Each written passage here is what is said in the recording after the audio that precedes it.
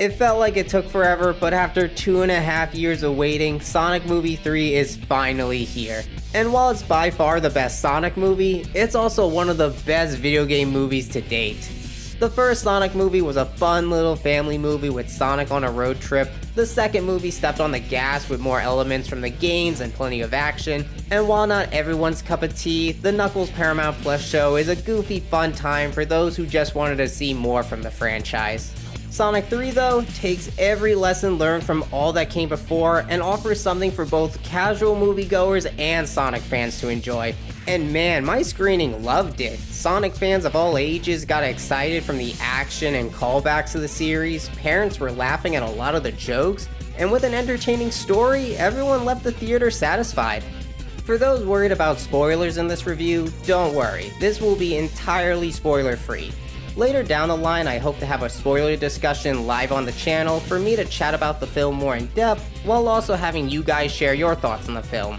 So make sure to subscribe to the channel and ring that bell so you know when I go live and hop into the chat. Now, let's get on with the review. Taking place after the events of Sonic 2 and Knuckles, the Wachowski family are enjoying a calm, relaxing life in Green Hills. However, trouble will soon arrive after a breakout occurs on Prison Island. After being locked away for 50 years, Shadow the Hedgehog has broken out. Now on the loose, Gunn has requested Team Sonic to aid them in apprehending Shadow, and as the group tries to stop the Dark Hedgehog, they'll learn more about Shadow's history while also having to deal with one more Eggman than anticipated.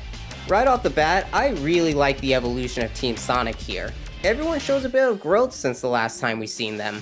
While Sonic still makes his usual quips, he knows when to take a step back and take things seriously.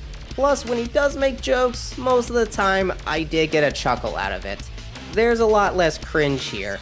Tails definitely improved the best here, going from the Sonic fanboy in the second film to the tech whiz the group can rely on for strategies and tools. And Knuckles may be the muscle of the group, but he also acts as a voice of reason supporting his newly found family on Earth, showing there's more to the Red Echidna than just punching things. While I never had an issue with the human characters, their screen time has been greatly reduced here.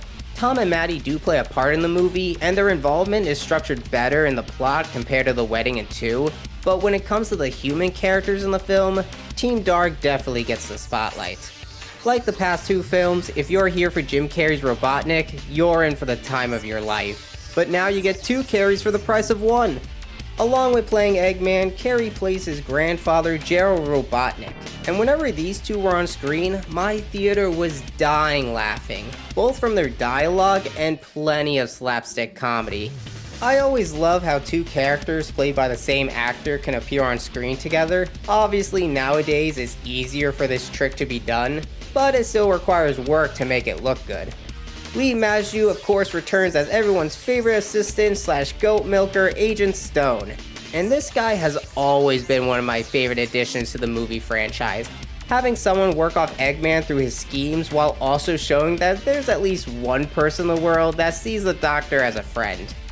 But the main star of the show for me and many others who went to see this movie is Shadow the Hedgehog. If you've seen my past videos, you know Shadow is my favorite character in the series, and I'm happy to say that this movie did him justice. First off, Keanu Reeves was perfect voicing Shadow. When my friend and I left Sonic 2, the only person we could think of playing Shadow was John Wick himself, and apparently others and Paramount thought the same thing. There's plenty of action throughout to show off Shadow's abilities, but also calmer moments that show that there's more behind his angry expressions. The moments we see Shadow and Maria together give us a glimpse at Shadow during a happier time in his life, while also showing the troubles he faced and what's driving him now 50 years later. Alila Brown was great as Maria, the cheerful girl that just wants to have fun with her friend and is there for support when things are troubling him. This is just a nitpick, but I would like to see more of Shadow and Maria together in the film. What's here gets the point across for the plot, so really, I'm just being greedy wanting more from the duo. The overall plot is such an entertaining ride. It's not Oscar worthy of course, but it gets its message across well. A story about grief and how those handle it in their own ways, which so happens to be told with cartoon animals and some crazy doctors. I have a coworker who takes his son to go see these movies, and he was skeptical on whether he would enjoy the third film based on how serious the trailers made it look. And yes, it does take itself more seriously compared to the last two films, but it's still at its core a family movie, with plenty of humor throughout to help ensure things don't get too serious. I'm actually really surprised with how much of the humor landed here. Typically you have a couple duds and cringy jokes sprinkled throughout these movies, but here it was probably around 95% hits and only 5% miss. The Eggmen always had the theater laughing, but the Wachowskis and Team Sonic did get a bunch of laughs here too. Sonic does ease up on the pop culture references, but when he does do it, it lands somewhat better than before. One specific joke in London I really enjoyed. I'm also really happy with the choice in licensed music. There isn't an odd pick like with Bruno Mars in Sonic 2, and the song during the dance sequence makes it one of the most memorable moments in the film.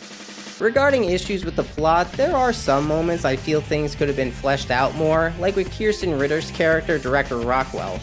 There isn't much time to get to know her character and why she acts the way she does. Maybe in future releases we can learn more about her, but here it's lacking.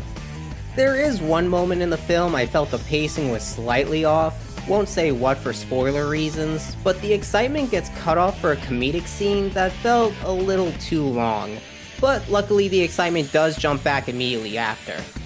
When it comes to the CGI, it's really impressive how much better things look. Sonic and friends look more detailed and older, and I can't recall any moment of bad green screen that took me out of a scene.